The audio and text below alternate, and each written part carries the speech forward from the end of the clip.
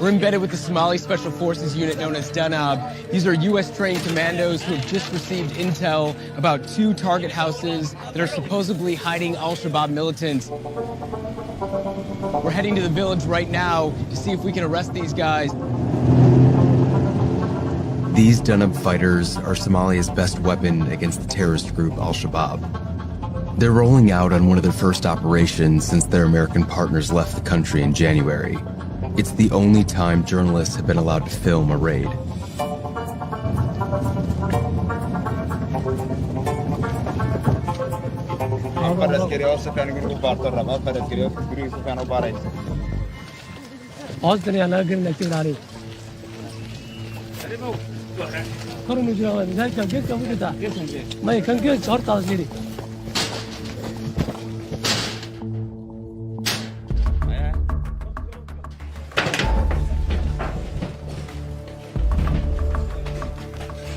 One house they checked was empty, so they moved on to the next.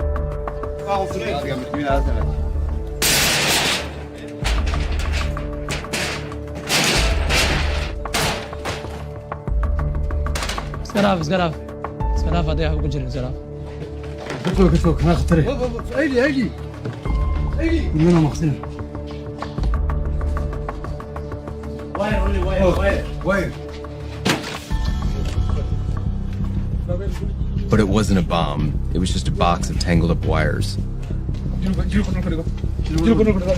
After detaining a half-dozen men, it was clear that none of them were in al-Shabaab. Because nothing was found in either of the 2 target houses, would you consider that bad intelligence that Danab received?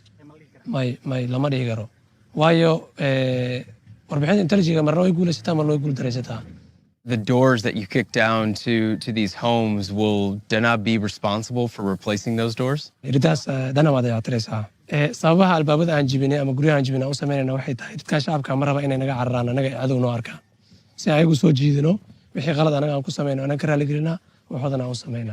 How long do you think the war with al-Shabaab will last?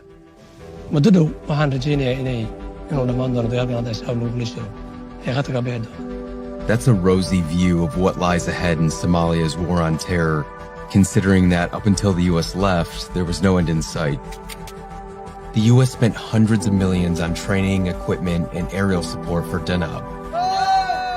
The U.S. military says Danab now conducts more than half of counterterrorism operations and has made it more difficult for al-Shabaab to operate. But in December, President Trump made a bid to get out of, quote, endless wars and ordered U.S. troops out of Somalia. Only they didn't go home. They went to bases in Kenya and Djibouti, leaving Danab with less than half of the 3,000 commandos originally promised. Did you expect that the Americans were going to leave so soon?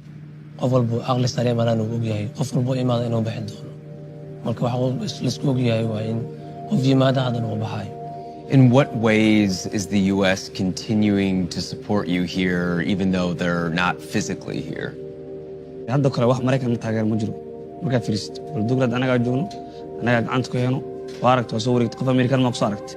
do you feel now that al-Shabaab sees this as an opportunity to maybe hurt Danab?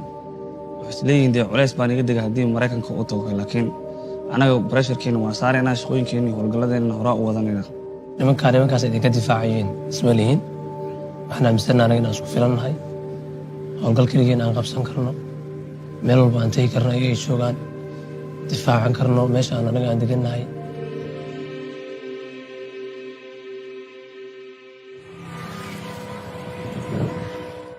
Over the past 14 years, al-Shabaab's campaign of violence has killed thousands throughout the Horn of Africa, including U.S. soldiers on one military base that just became home to many of the troops who just left the country.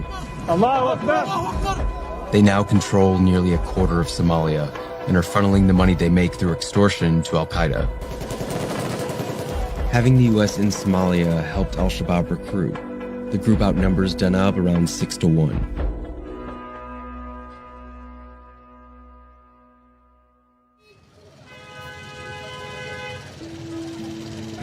We're We're here in an undisclosed location in Mogadishu, and we're about to meet up with a guy who says he was a former Al-Shabaab intelligence officer, and we're hoping to find out how Al-Shabaab received the news that U.S. troops have withdrawn from the country.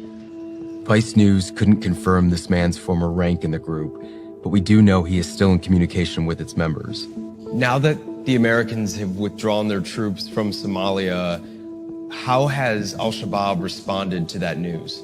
qofka bini'aadamka waxyaabo dabeecad uu leeyahay jirto qofka uu ka cabsanaya markuu ka tago waa iska dhacsiina inuu guulaysto maxaa yeelay sayaan waxaa waaye qofka ugu weyn oo membarka ugu dambeeya oo la dagaalamaya inay Ameerikaan yihiin haddii ay Ameerikaan ka guulaystaan inay wada guulaysteen haddii laga guuldareystaan ay guuldareysteen laakiin isma dhaxayaan haddii Ameerikaan dagaalka joojiyeen markaas jaanisyo badan dadka inay ku sii xasuuqaan inay u suurtagelinayso. Are the Americans right in thinking that Al-Shabaab wants to attack America outside of Somalia? taasna waxaa habeen maalmo u soo jeedaan jaanis u suurtagal haddii Kenya tahay haddii Ethiopia tahay haddii Djibouti tahay meesha allaala haddii xamar dhexdeeda Soomaaliya dhexdeeda ay tahay meel allaala meesha dana Maraykan lagu waxyeelay karo habeen maalmo u soo jeedaan oo inay iska dhiciyaan maxaa yeelay dagaalka waa la iskula jiraa. What does Al-Shabaab think about Danab? They see them as a formidable force to be reckoned with now that the U.S. is gone? waxyaaba looga cabsanayo badanaa waxay ahayn diyaaradaha kor socday ahayn hubkooda ama infentrigooda ma ahayn marka awooddaas ay u cabsi jireen danab haddii awoodii diyaaradihii iyo dagaaladii lala qaadayo meesha ay ka baxaan iyagoo Soomaaliya lala dagaalamo wax ma dhaamaan sida waxaa badanaan ay ka cararaan waa guuxa diyaarad. Militants aren't the only ones afraid of U.S. planes overhead.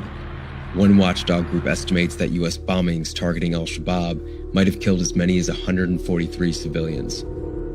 The U.S. military only admits to 5, including one member of the Kuso Omar family. Today, Kuso Omar is 9 years old. She lived in Al-Shabaab territory until last April.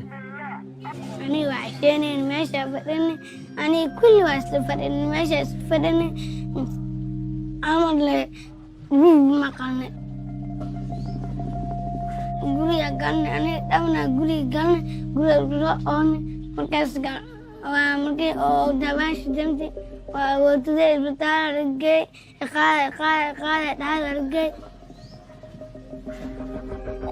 isbitaal jiifti walaasheen garabta guriyaasheen waxa gaareen walaasheen meesha ku dhimatay.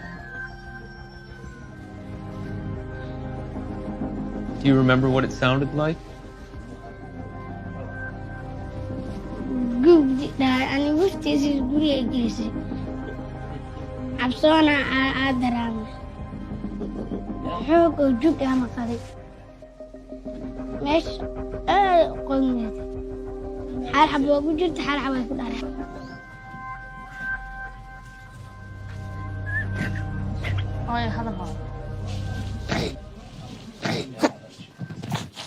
I'm so sorry, Ade. I'm so sorry.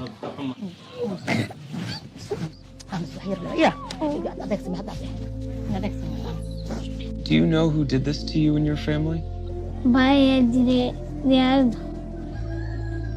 Do you know who was flying the plane? So, Ade, who do you blame for what happened to your sister?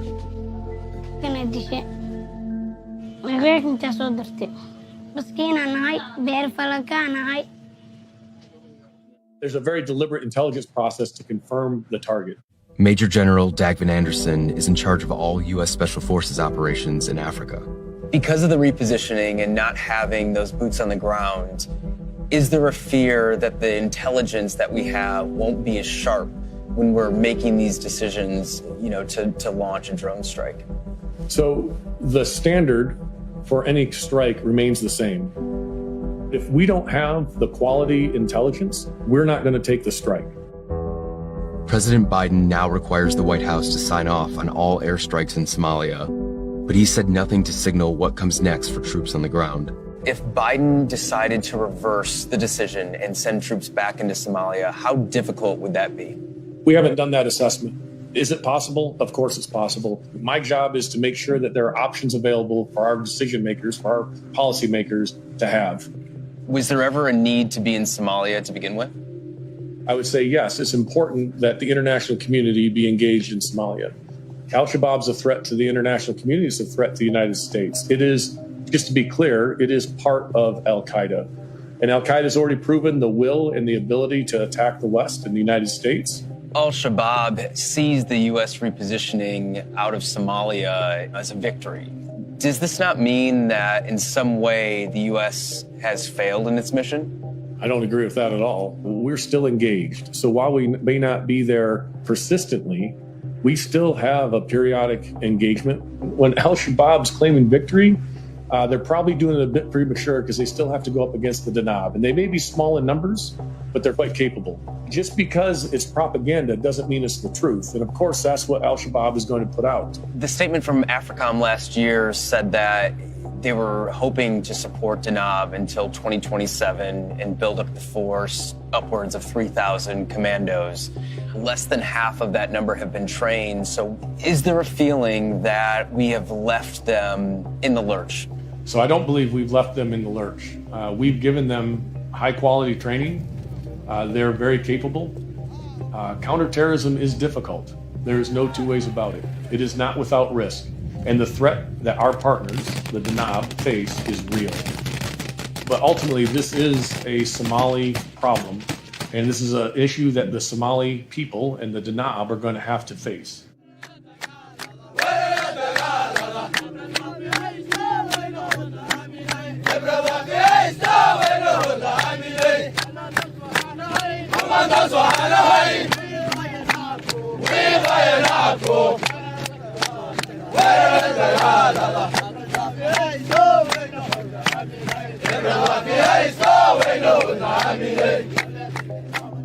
inaga ma joojinayso waayo horaan u sii soconaynaa waa ognahay in la wada dhimanayo shaqadan lagu jiray ciidanka laakiin waxaa ka muhiimsan targetka aan leenahay waa in al-shabaab waddankan laga saaro dadka anaga naga dambeeyaan ay ku noolaadaan nolol fiican oo high. Do you even want the Americans to come back? soo wada laabto waa la shaqeynayna awalba waa la shaqeynayna Maraykanka taas oo naga weyn waaye dowladdeena iyo taalamidaas la gaara in kale lama oga adoon gaarin haddii ay wax walba dhici karo wax walba imaan kara marka haddii ay gaari waayeen kulay ayaga xaggooda way anaga ma aha.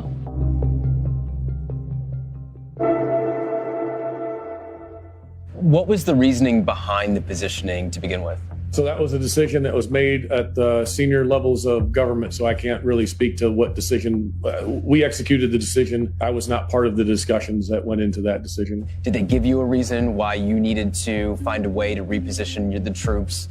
This was part of the global reposturing effort. There were several efforts that went on when we repositioned in Iraq and Afghanistan. So it was combined with that overall effort. What do you think we've lost by not having troops on the ground in Somalia anymore? I think that when you say what have we lost that day-to-day close relationship and touch point, but it doesn't mean that the relationship is lost. It just means we have to work harder for it and that we have to stay engaged and we have to be deliberate about how we engage. AFRICOM has verified and confirmed that civilians have been killed because of U.S. drone strikes. We were able to meet with a young 10-year-old girl who was part of a family that was hit by one of the drone strikes. Her sister is still suffering complications from that attack, and she still has surgeries that she needs to go through. Shouldn't her family be compensated for the suffering that they've had to endure? First of all, yeah, it is heartbreaking. It is. Anytime you're in a war zone, anytime there is civilian casualties due to conflict, it's heartbreaking and it's very frustrating. It's frustrating as a commander and as a father. When we do these strikes, there's a very deliberate intelligence process to confirm the target.